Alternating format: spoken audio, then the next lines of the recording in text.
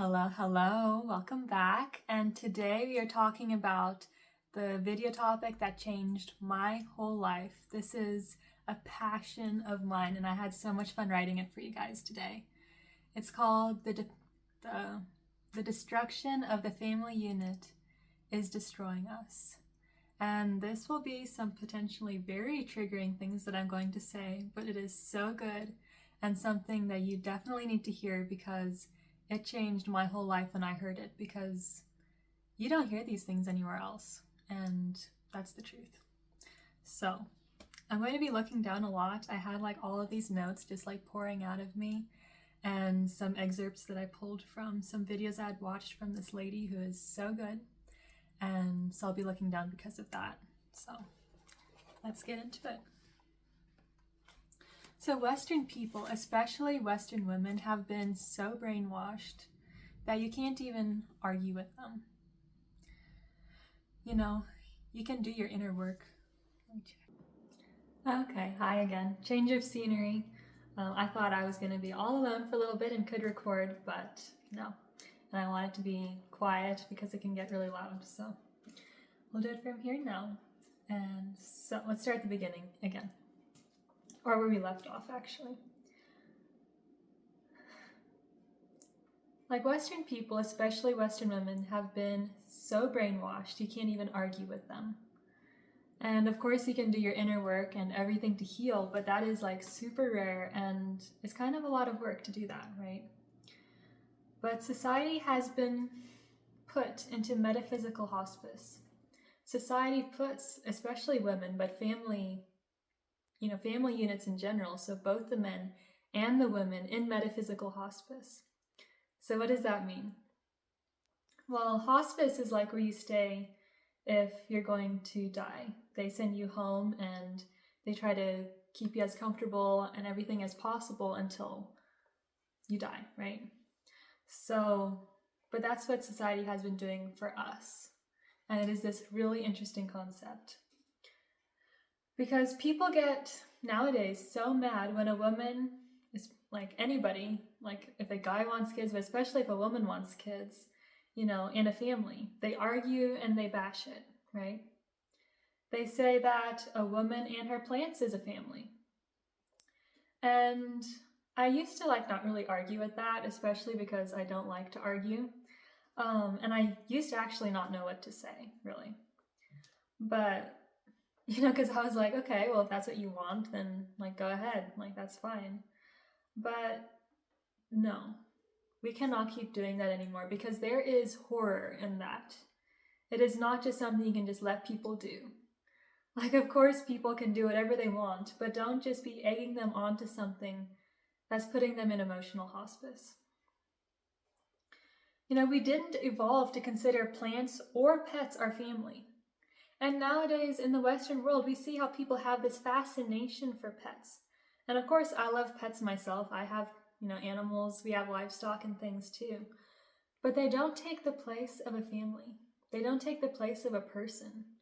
And it just seems like people pair bond so much that instead of pair bonding with another person, which if you look in evolution or, the science, how they talk about things, when they talk about love, their term for it is pair bonding.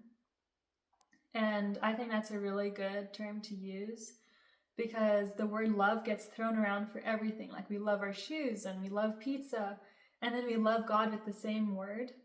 And I think that makes people really confused.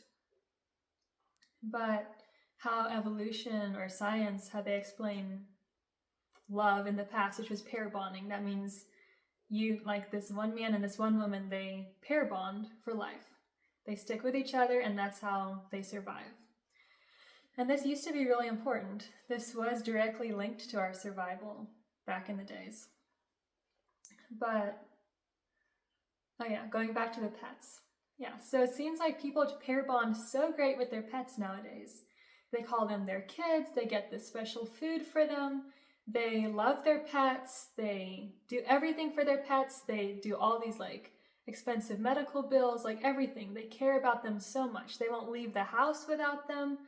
They won't go on vacations anymore because They want to, be with their dog the whole time. I mean, these are actual things of people I actually know are like this. And I'm sure you do too, because it's everywhere, right? But the thing is, people are not that pair bonded with their partner. They are that pair bonded with their dog, but they do not have that same level of pair bonding with another person. Like with their wife, or the wife to her husband, or even the parents to the kids, or the kids to the parents. Like, it's gone. And it's just this really weird Western concept, and so we'll be getting into why this happens. But it's something to think about, and it's not normal, it's not natural, and it's not okay. In fact, there's this one joke one of my family members likes to say when it says like dog mom on the back of a car, and they're like, yeah, what are they calling themselves, right? Like, what's a dog mom? It's usually like, yeah, a derogatory word, right? And yet people call themselves that and are happy with it. So it's just an interesting point. You don't have to agree with it, but it's just funny to me. No, we didn't evolve to consider plants or pets our family. We have certain spiritual, physical, and psychological needs. But people have been so brainwashed to think that family is slavery. They say it and their actions show it, that that's what they believe. People think that a family truly is slavery. So the thing that we have been created to do since the dawn of time, that we've been doing for, as evolution says, millions of years, or even like say thousands of years, like whatever you want to say and believe, like it's still a really long time. That, we are wired for it in our needs, our desires, and in our hormones. And it's all of a sudden, in the last 50 years, now somehow slavery. Our bodies can't keep up with that. In evolutionary science and those certain things, which that's how science talks about it, that it takes 40,000 years for the smallest tick to move in like a change in the species or in being able to adapt to certain things. Like, it takes a really long time. And yet, what have we been doing in like the last 100 years? It's been absolutely crazy. Our diet is completely different. We eat things that our bodies were never meant to process, and we just eat those things all the time now. And the thing is it'll take at least 40,000 years for our bodies to even be maybe okay with consuming all this stuff. And that's why we're seeing all of the health problems and all kinds of things, and like cancer in young adults and kids, and obesity in children, and like all of these things. Our diet is completely screwed up now. And the same thing goes with the family. Just because like we've lived a certain way for thousands of years, then in the last 50 years, we're like, oh, this is completely different. We're going to live completely different now. Well, it'll take like 40,000 years for the smallest tick for that to happen, for it to be even considered maybe okay and that we can survive with it. But it's only been like 50 years.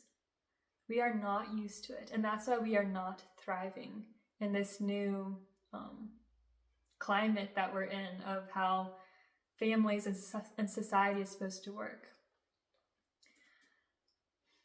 The thing that we are absolutely wired for is now what people consider as slavery. And the truth is, we can't save everyone. When we think a certain way, or we want people to be happy, we can't save everyone. And as evolution says, it'll take care of it, right? They will be eliminated. All these people that aren't having kids, or not having kids at all, really, their genes are going to die. Their DNA is going to be ended forever. And so they will be gone. Think of the rate of antidepressants in older women. And yet we're here, supposed to say, you go, girl, right? You and your plants is a family. You and your sofa is a family. But no. We've never lived in isolation. We've always been in tribes. We've always had community. We've always had people around us. Like when you see cows in a field, and they're always together, right? They're not just like as far apart from each other as they can be. We're like sheep. They're together. They're herd animals. And people, we are the same way. We are the same way. We have never experienced love in isolation. We have never experienced love in isolation. We always did, experience love by doing it with someone else, loving someone else. We have a whole generation of people destined to fail. And we are all supposed to look away and not say anything. And yet they are so unhappy, and we're still not supposed to say anything. So either I can be silent or speak up and say what's happening, even though I'm sure most people won't like this. If this video gets pushed out, I'm pretty sure there'll be a lot of people who won't really like what this is about. It is so countercultural and so against everything we've been brainwashed into thinking. This lady that I was listening to, she was telling this story, and I thought it was so profound. She was saying that her husband had this conversation with this religious man, and the religious man had said, "We don't worship God because God needs the worship. We worship God because we need to worship." That is so deep. I'll say it again. We don't worship God because God needs the worship. We worship God because we need to worship. We need God and to worship Him for our health and sanity. Another point on this is, in the Western world, women think like to get married is to like get something, or as like this transaction, that they're getting married to like get something out of it, and it's like this transactional thing, or to like check a box or something. Like, I don't really know, because it is so different the way people think here. It's really shallow, if I may say that. And anyways, another point is, she was saying, she was talking to her husband about the state of affairs in the world.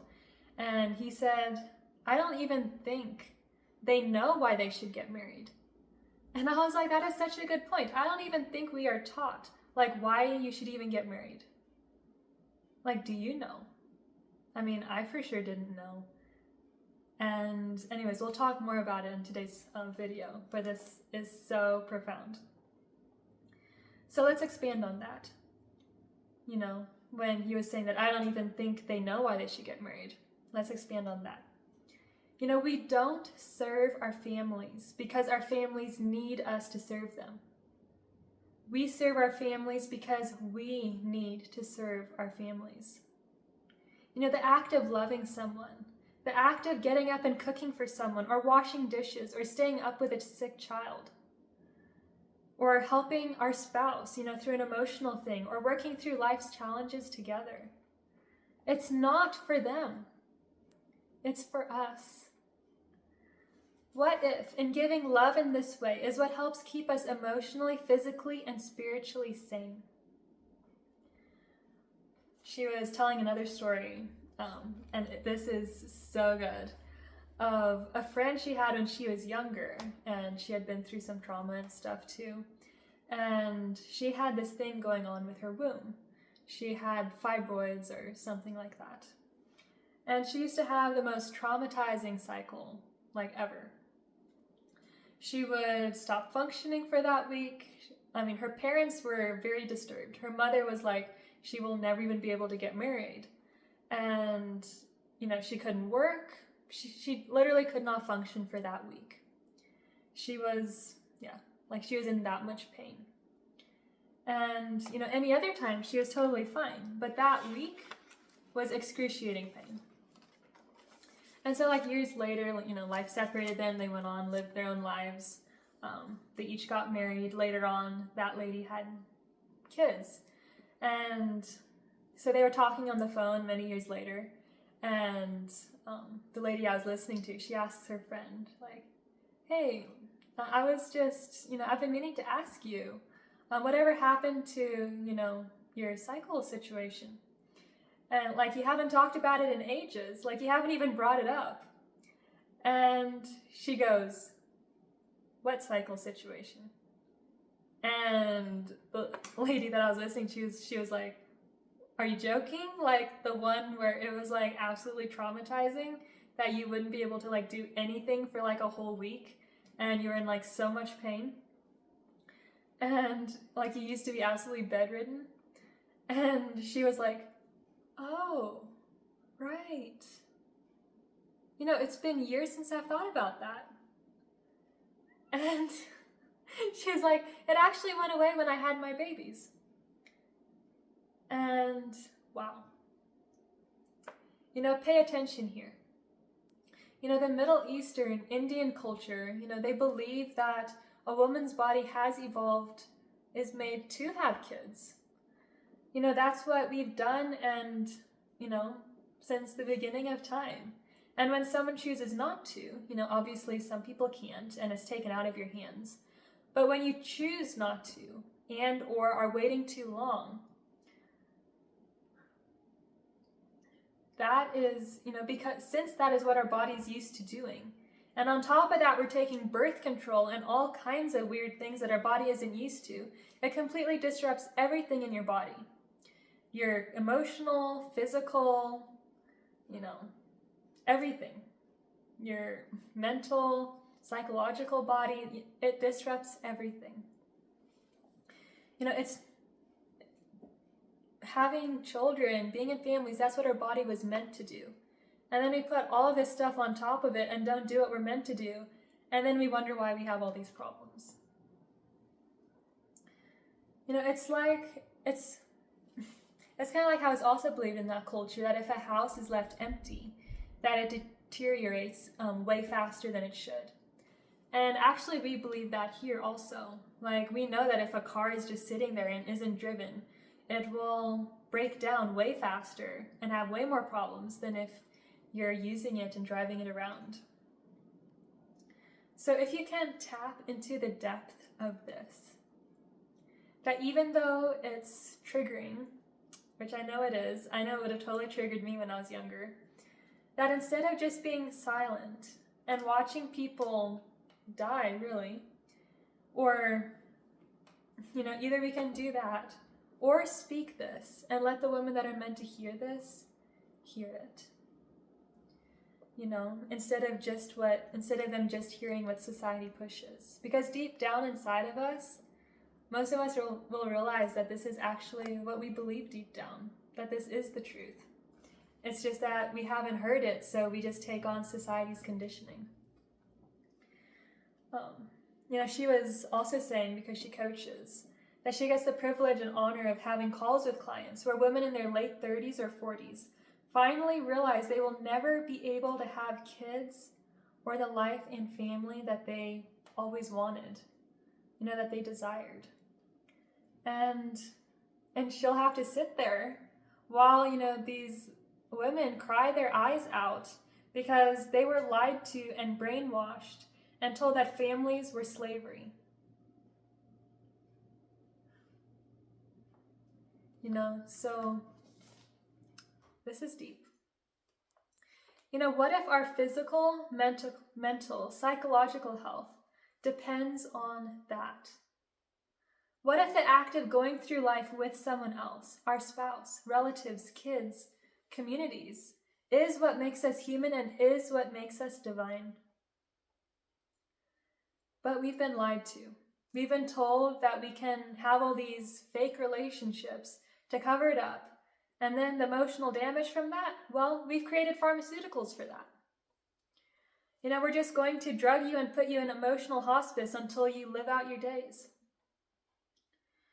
They just need someone to say, it's going to be okay, just take your pills. Or keep calling your pets your family and keep taking your pills. You know, that's what is happening. It's a matrix. So someone had asked her this question in one of her videos, and I had written it down because I was like, this is so good, and I wanted to know the answer to it. So the question was, is it better to be isolated than to evolve in toxic tribes and toxic families? And she answered, And she said that is another one of those brainwashed questions. We don't have these kind of questions in the Eastern world. It doesn't mean that they don't have toxic families. Their whole internal system for managing it is so different that they digest toxic people differently than you do. Because you've been brainwashed. So she's like, I'm not going to answer that question. I'm just going to send you my love. Because I grew up thinking my family was toxic as well, she was saying. And she grew up in a really, really rough thing. And so for her to be saying this, I'm just like, wow. She was saying, because I grew up thinking my family was toxic as well. And thankfully, I've had the pleasure of creating my own family. And I understood my culture enough to do that. And science and all of that. Of what a woman needs to do to be healthy. But she said, but I'm not going to even answer that question because it's so marinated in brainwashing. You can't even receive the answer, unfortunately. And she's like, I feel for what's happening. If we zoom out and look, Western people have so many amazing qualities. They are hardworking, honest, successful, loving people. They believe in doing good. The justice system here is amazing. The government is amazing. You may not realize this, but compared to the rest of the world, it is amazing. Now we are so, successful over here. But the family unit, that's where our problems are, And women's feelings towards men and kids and families have been so severely distorted and brainwashed that either you're waking up from the matrix or you're not. Don't confuse the truth with the opinion of the majority, says Jean Cocteau. If you understand this message today, you have been summoned. Even seeing family as toxic is toxic. And believe me, she was saying, the lady I was listening to, she was saying, I have toxic family members and I've had to distance myself. But that doesn't mean I don't get to have a family. That gives you even more reason to create your own family and not be toxic yourself. So that your children aren't having to distance themselves from you. The type of man that you attract is a reflection of you. And not only a reflection, yes, but also greatly responding to you. If you come in with terms like toxic and slavery, he's like, well, let's just get what I can out of this one and run out the door. So, the main message today is this. Western people have been so brainwashed to be independent and individualistic and consider everything toxic and everything slavery and look out for just themselves that they've lost touch with what their physical, emotional, mental body actually needs to be healthy. So even the view by which you look at things has been so conditioned that you need to go back to your roots and decondition. And do your inner work so you can be even asking appropriate questions. Because if you find yourself in a circle of healthy people and you ask those questions, their answers won't even make sense to you. It's like how when we're little, we're shown TV shows and ads and all of these things where men are shown as incapable, dumb, irresponsible, can't do anything right, etc. Well, there's more to that. You've been brainwashed into thinking you'll be way more successful, being by yourself, being independent, not taking anything from anybody. Having so many boundaries that you've lost your capabilities to have a family or friendships. You've been brainwashed to live that way. Do your inner work. I am so glad that I woke up and did it because I had the same brainwashing. I grew up in the West. And when I was younger, I rejected my culture. I did not like the fact of where my mom was from and everything that was done so differently there. I thought it was so backwards and behind. Until you study science and sociology and like evolutionary psychology, and you study the science behind all of these things. And then you realize that, oh my, they are not behind, they are ahead. They understood and they understand what's going on. They understand our needs so deeply, that thank God that I woke up. Another part of a video that I was watching of hers, she was saying that I thank God every day when I exchange a loving look with my husband, receive hugs and kisses from my children, have dinner in or dinner out, just sitting by the fireplace visiting, having enlightened conversations. And she was like, thank you, God, for waking me up. I almost didn't have this. Because she was like, because I thought men are toxic, independence, I don't want to be slave girl, I shouldn't have to do this or that or whatever. That I'm boss babe, and all of that junk, all the lies, I was part of it. And I'm just so thankful that I was able to wake up. We can become so independent that we don't even know how to relate to others, and it keeps us from having healthy relationships. See, the only thing we have of this in our history, in our DNA, is if your tribe decided something was so wrong with you that they had to leave you in the woods by yourself to die. And then you had to be independent. So this level of independence we have going on in the Western world is literally only what would happen if we were left by our tribe to die by ourselves. So why in the West are psychological drugs, like for anxiety drugs, antidepressants, at an all-time high? And, and people taking themselves out, I won't say the word, but those rates are at an all-time high. Why is that? It's because that is the only history we have of being independent. It's because that is the only history we have of being independent. There's research now that shows of what happens to a woman when she doesn't know how to receive. And the lady I was listening to, she was saying that she grew up hearing about it all the time from her grandmother. But that was way before the science proved it.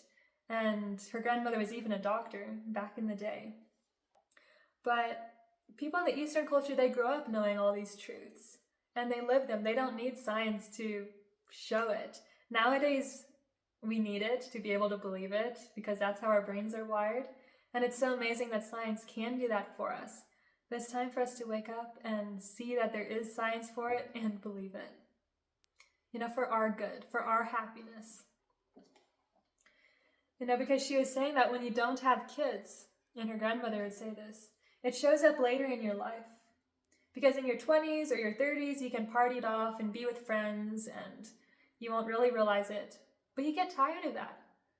You can't just keep going to parties in your 40s, 50s, 60s. You get tired.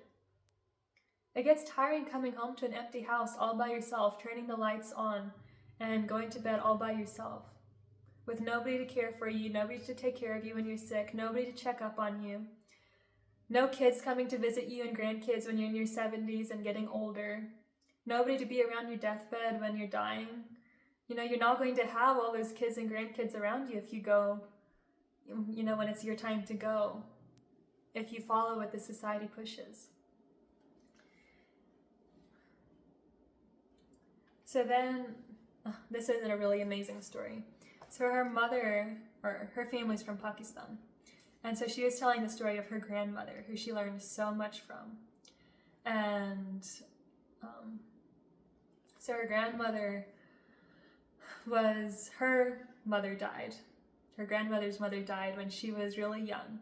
So her father got remarried again, and the new woman was not educated at all and didn't believe in putting the girls in school. So she took her out of school and just sent the boys. So her grandmother, she was like, she really wanted to know how to read and write and all of those things. So she would hide in the attic and watch her siblings getting tutored. And she learned that way. And then she got married off really, really young, and to this older guy who was really successful, owned a lot of pharmaceutical companies and all kinds of things. And she always wanted to be a doctor. So she convinced him to put her in school and help her become a doctor. So she was super savage in that way. She didn't let her circumstances just define her and become a victim.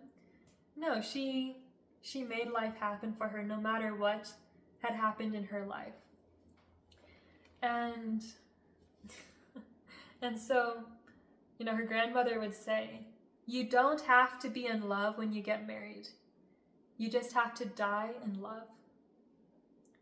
And from a Western perspective, what her grandmother went through was oppressive and abuse. From the Western mind, she has every right to be a victim, right? But she's like, I'm going to pull my husband towards me and convince him to help me become a doctor. And she became one of the best doctors there. And she had 12 children, served him greatly her whole life, and he served her. And, they had an arranged marriage, so she didn't know what love was at, whatever age she was, as a teenager, right? A young teenager. But she used all her energetic resources and made a life to die for.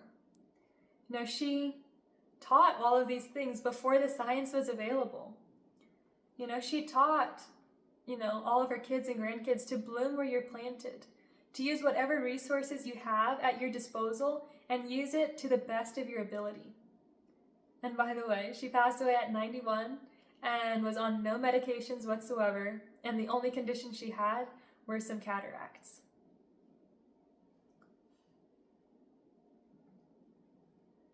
So, let that sink in. Another person had asked a question, and I was writing this down, that, not all women desire children. And her answer was, what if you've been brainwashed to think having children is a burden like I was? That children will take something away from your life.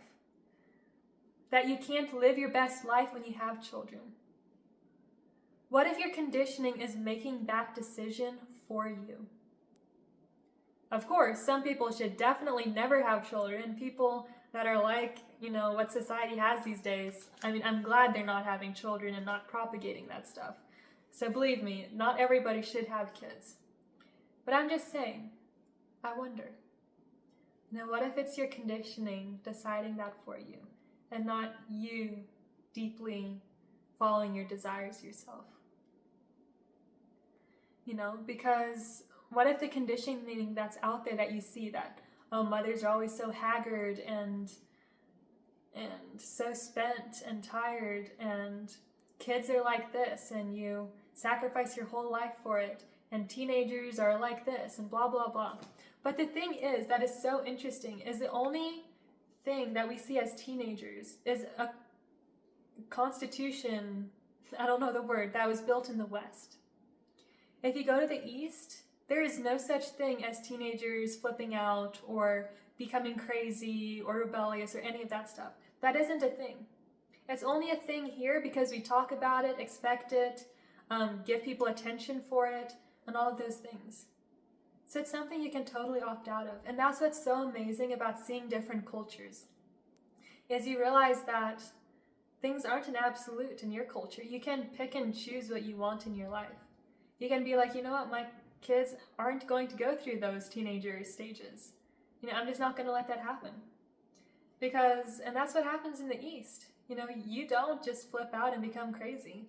It's when you're becoming a teenager and everything that you become your family's greatest help and help in the businesses and all of those things, and are getting really good in school and going to amazing colleges and then getting married. Like, they see you as mature. They're raising adults, not raising children. And that's a big difference. So, now I need to go find my next page. So another question somebody had asked, which used to bother me when I was younger, I used to be like, I don't want kids because what if this happens? And so this was really profound for me. The question was, I used to think a child would be a burden if I had a child, and life reflected that and gave me an autistic kid. And so this lady's answer, she was like, I'm sorry to hear that, but all of that I think is our spiritual growth, right? She was like, I grew up feeling burdened by my siblings because I had to become a mother to them when I was 7 because my parents were in fight or flight, working all the time. But the Eastern culture understands families like I haven't met any other culture that does. It is so beautiful. But when they're immigrants, it gets disrupted. So I'm talking about herself, she was like, I always felt that, that I couldn't be a normal child because now I had to be a mother at 7, right? But she's like, but now I understand what a blessing that was.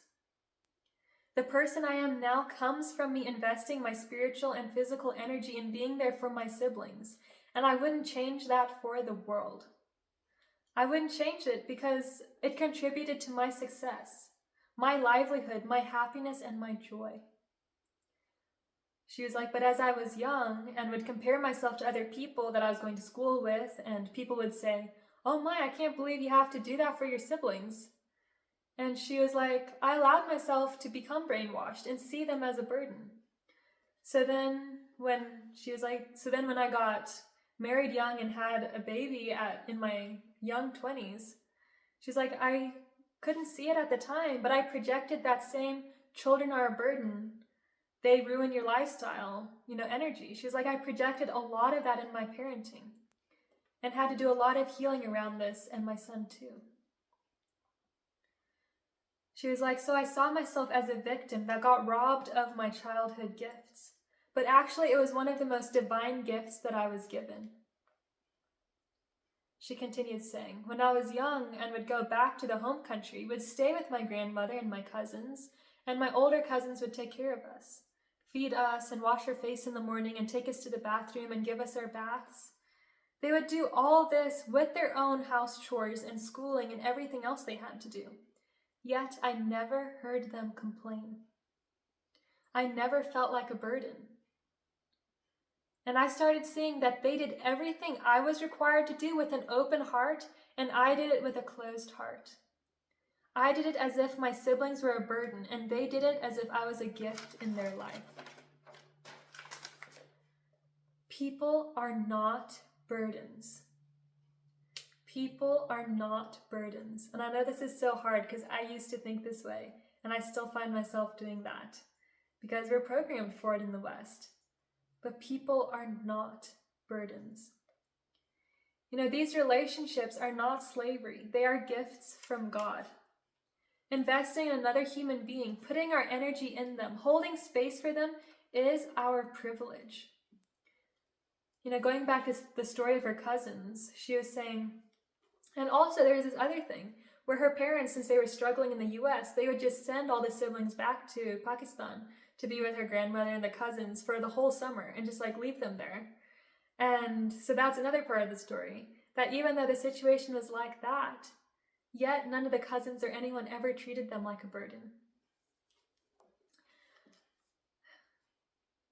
So going back to the story of her cousins, she was saying, there was this disconnect of cultures because I was born and raised in the US and they were there. And she was like, I didn't always react in a very appreciative way towards them, but they still didn't see me as a burden. And it took me a long time to learn that caring for someone else is caring for the divine. It actually helps us. It's not for them. Charity isn't for someone else. Charity is helping ourselves.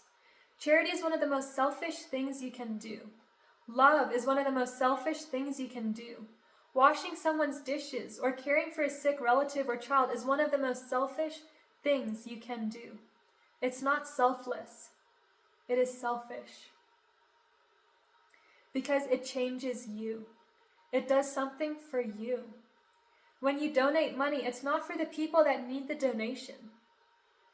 they're doing me a favor. It's like the story of Buddha.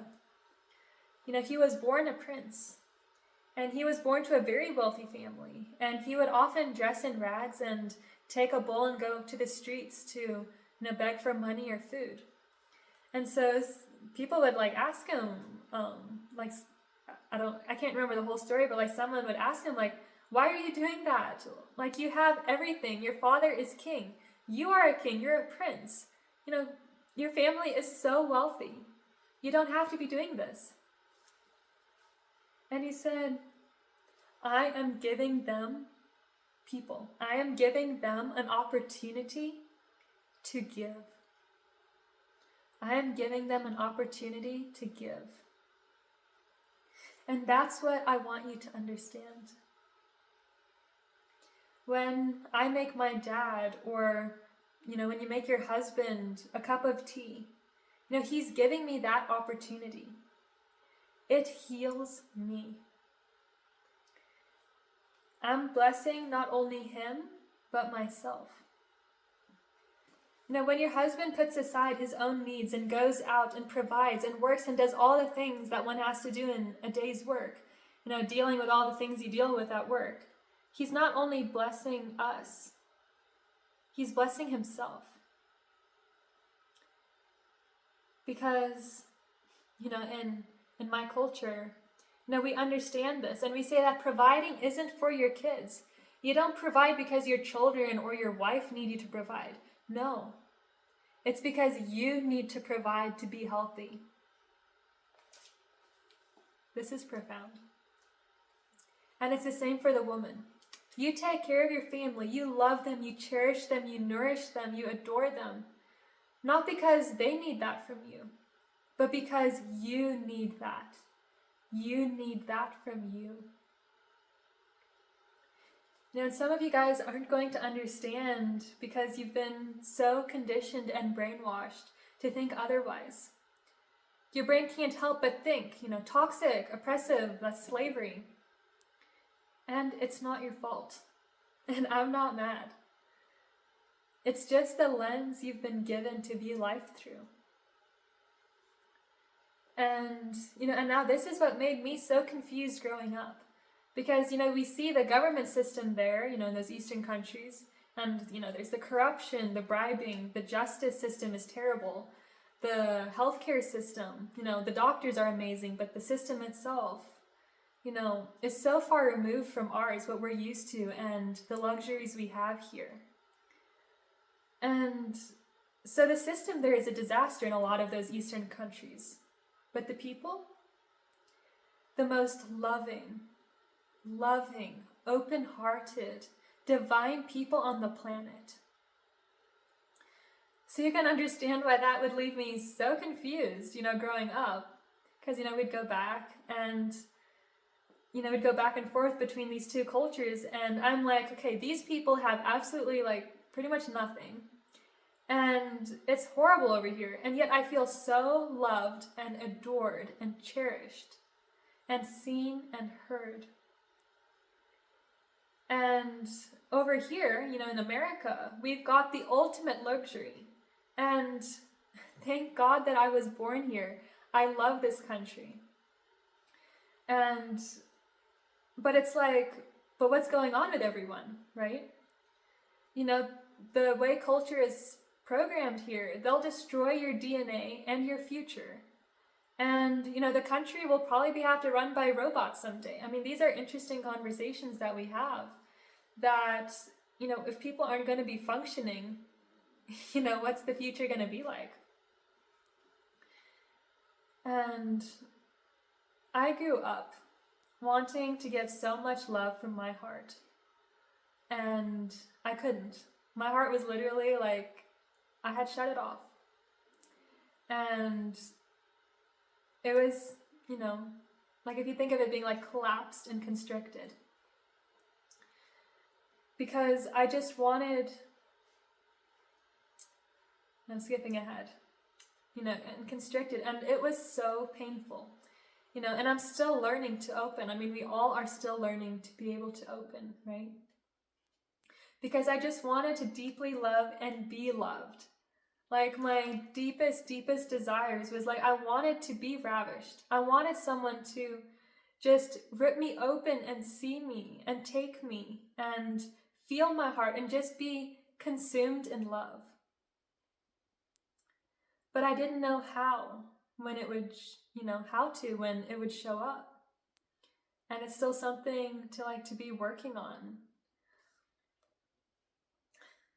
Because when it would show up, or when it does show up, sometimes, I wouldn't even feel it. And it's like my heart was an ocean of love and all I could do was lick. And this was all so disturbing for me. I would love people and love them and then set boundaries and all of these things where they couldn't really connect with me. I would love people or try to and then see them as burdens and and see them as toxic and be annoyed with them. And this is so painful. And it still is as I'm learning. But as you do your inner work and as you pray and meditate and stay in silence and stay in the presence of God, you are able to let your heart soften and open. And it's just and thank God. It's been the greatest journey of my life, and it will continue to be. This stuff really opens your eyes. It's like going through life with your eyes closed, and all of a sudden realizing that you can open them, and that there's love everywhere, and it's always been there. Open your heart. You know what it feels like when it's closed, because that's where we're at most of the time. But practice intentionally opening it. And this is a daily practice. When you open your heart, it feels expanding, like you're holding it open. An easy way to do this is imagine hearts coming out of your heart. Imagine opening your heart and imagine hearts going out to the other person. And if you've been in the presence of God, you know what this feeling is, where you just feel so open and light. And, your heart and everything was just so open. Go back to that. Go back to how that felt and practice it. Because usually we practice being closed and it becomes our habit because that's what we're unintentionally and unconsciously doing all the time. So it's our default. But make it a habit to be open instead. Open and receiving. Because even if no one is giving, per se, it's just a heart posture. If you're like, oh, well, I can't, be open to receiving because no one's giving. No, it's a heart posture. When your heart is open and open to receiving, that's all you need to do. Then people will start giving and God will give. It's just a heart posture. It's not something you do because someone did something else. It's all you. So have that open heart, have that openness, the receiving.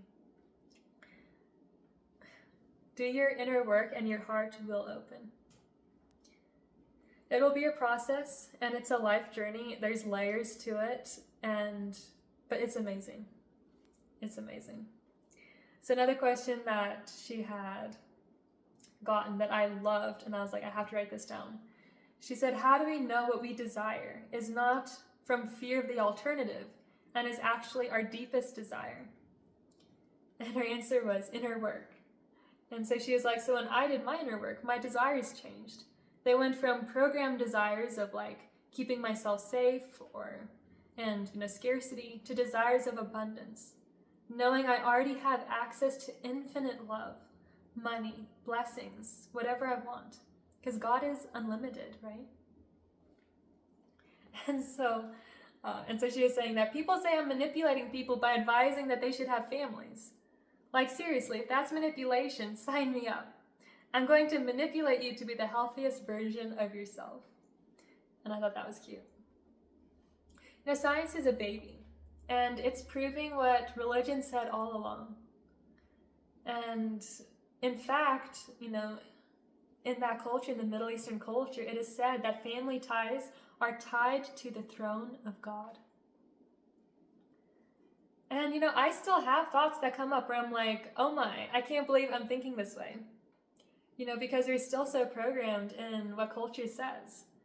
And I'm like, this is such a brainwashed, feminist, anti-family. And actually, anti-family means anti-humanity.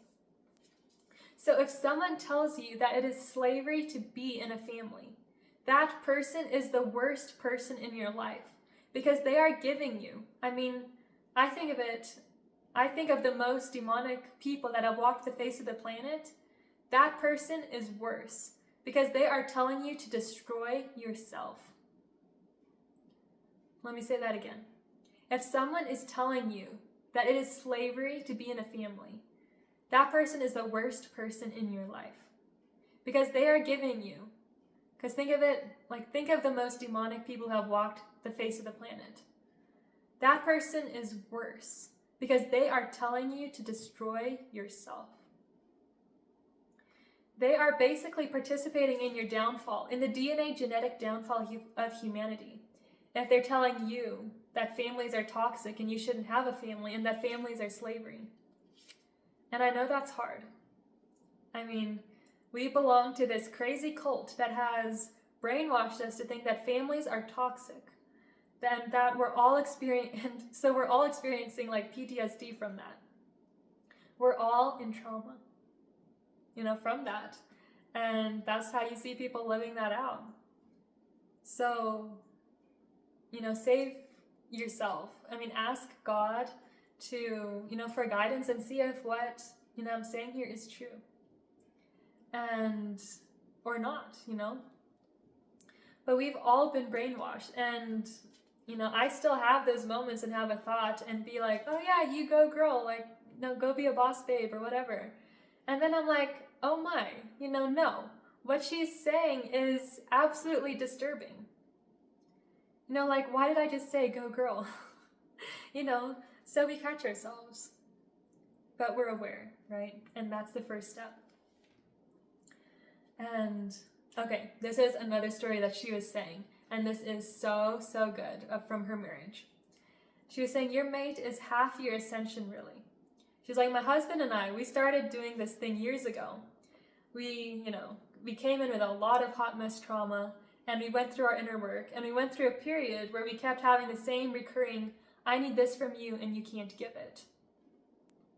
And this was an ugly reoccurring pattern in our marriage. And one day, in the heat of the whole blown-out discussion and anger and argument, she was like, I threw a notebook towards him, and I was like, that's it. Just, and I won't say the word, just write down everything you need me to say.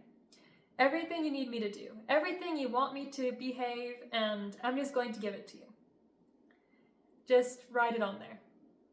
And she was like, that was like an FU move. But she was like, but it changed our marriage. And so he was stunned and shocked, and then he was quiet, and she was like, no, I mean it, write it down. She was like, I don't know what you want from me, and I don't know why I'm failing, so just write it all down. And I'll just tell you what you need me to say. And so she was like, afterwards, when we weren't so triggered, we actually decided that this was actually a good idea. And so we both started giving each other these very specific messages, like, I need you to say this and this and this to me. Or when I'm crying, I need you to come up and give me a hug and tell me that it's going to be okay. Or whatever it was. And so she was like, we gave each other very specific messages of what we had to do. But she was like, but it changed our life. Because the second thing we know, the minute we started doing this, what we noticed is that when the other person was giving us the thing we thought we couldn't have, the thing we desired so badly, we would change the topic, we would not receive it, we would make excuses or say things like, well, you didn't say it right, or you didn't mean it when you said it. And so she was like, and so we started waking up to the fact that it was never about the other person. It was that our hearts were collapsed, that we didn't have the container for the things we desired. So then we made it a game. We would not only give each other the thing that we had wanted, but we would over-exaggerate it. And then our job in the thing would be to fully receive that. So in the beginning, she was like, it was kind of funny and also very disturbing So like, for example, she was saying, I had told my husband that I needed these words of affirmation from him and compliments. And when he'd give them, she was like, my brain thought I couldn't receive it, so I would not. She was like, I'd change the topic, I'd walk away, or say that you didn't say it right. So then she was like, what we decided is we'd exaggerate. So he'd say, you look really beautiful today. And and then she'd be like, and then I would just like bring up the kids or change the subject. So he would bring it back to it, and he'd say her name and say, I said you look very beautiful today. You are a goddess. And so then she was like, so then I'd notice, and I'd change the topic. And my job would be to say to myself that, okay, notice that. And then say to him, I received your compliment, and my heart expanded, and now I can receive even more compliments. And so she was like, it was absolutely ridiculous. But it changed everything. And so she was like, and this is the beautiful thing, that in helping the other person healed us. Helping the other person healed yourself. And so she's like, how the HELL are you supposed to do any of this outside of marriage? You can't. And this is another super amazing thing. We're almost done. In the Eastern culture, Middle Eastern, Indian, any of the Eastern cultures, you know your purpose. Your purpose is your family. You know where you belong. You know your piece of the puzzle in the entire thing. You know your place in society. You know who you are, and you know what you're supposed to be doing because, but we've lost that in the Western culture. What we say here is find your passion, find your purpose, be yourself.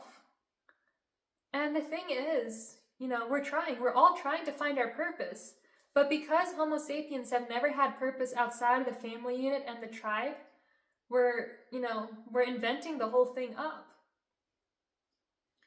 And we're making things up now, and eventually, maybe, we will think that our cat or our plants or our pillows are our purpose. But the truth is that even with that kind of purpose, think of it like this. There are plenty of highly driven, highly successful people who have purpose, and yet they are lost because they don't have a family, and their DNA has never experienced that before. So she was like, what I've come to realize is that purpose does not replace family. It doesn't work. Marriages help us to shed the robot, to reveal the human underneath. She said, I think through loving a human being is the best way to experience God. It's not easy. Loving human beings is not easy. God knows that. He knows. They talk back, right? They have triggers, and we do too. And so I'm not claiming it's easy. Like, please, if you're taking notes, please write it down that I said that. But through the process of doing it, you evolve, you change, and you ascend. So if someone says, are you saying that women without a family have no value? No, I'm not saying that. That's your conditioning and your brainwashing kicking in. What I am saying is that when we have not experienced ourselves through a family, we need other people to convince us of our value because we do not see our value. Homo sapiens have not evolved to see their value beyond the family unit. So that's why we need affirmations like, I'm the prize. And we need other people to feed that to us because we can't see our own value. She is like, I know my value because I've experienced my value through loving other people. So I don't need someone else to give me value. I don't. I know it. I've felt it. So when we have people that haven't felt that, we need to feed them all of these things so they can somehow feel their value. And then we have to activate their brain and convince their brain that they have value. But the only way you can feel your value is for you to feel your value. How come we don't have any of these things happening back in the home country, or like Pakistan, or places like that? Now, how come people don't need to be taught their value there? How come they just know it, right? Ask yourself different questions and you will get different answers. Science is spirituality proven. Science is new, and it's absolutely mind-boggling and super amazing, like how the people of the past and how the religious books were written, that they knew this stuff that is now being scientifically proven. Because the West is an experiment. We've never lived this way before, ever. The void is family, and we try to fill that with all these ways of pacifying. Hospice, emotional hospice. But it's never enough because we are missing being rooted in family. People pacify single moms that way too. Like, you're a boss, babe, or you're pretty, or you can make your own money. You don't need a man. The friends and stuff, when they say that, they're trying to help. But even if you still have your relatives and family, it's not the same way our ancestors poured into their family from their overflow, into having a husband. People now just try to pacify you by sticking a pacifier in your face. That's literally what they're doing. And so no. Get married. If, it's a beautiful thing to be married. It's a big commitment. Make sure you know that it's the right one, but get married. It's the most beautiful thing. It's the most divine concept we have on this human plane, where everything happens, at the fundamental level. Show the world what is possible. Because it was with me that, seeing this lady and being like, oh wow, marriage can look like this, and having kids can look like that. You can have kids like that aren't just like throwing tantrums and being terrible and disobedient, like all this stuff, that we see everywhere. When I saw what kids could be like, or what a relationship could be like, that awakened the desire in me that I was like, I want that too. If in my mind, like, if that's what I wanted, when I was thinking about marriage and kids, that is what I wanted, but I never saw it in real life. So I was like, what, I'm not even going to, because who says that I can do it any different, right? But you can do family in a way that's not burdensome, and you can have fun with your kids and with your family. So do that. And if you want to get started, definitely check out my course down below. It's absolutely amazing. It's called Divinely Favored. And that will be like a perfect place for you to start if you're new to this journey and want to go deeper into all these things. It is so good. Especially check out the sales copy. I love reading it. And yeah, I'll see you guys in the next one, but definitely like this video. This is one of the longest ones I've ever done. And subscribe and drop me a comment below. Tell me what your biggest takeaways were or what your thoughts are. And I'd love to hear from you. So I'll see you in the next one. Bye.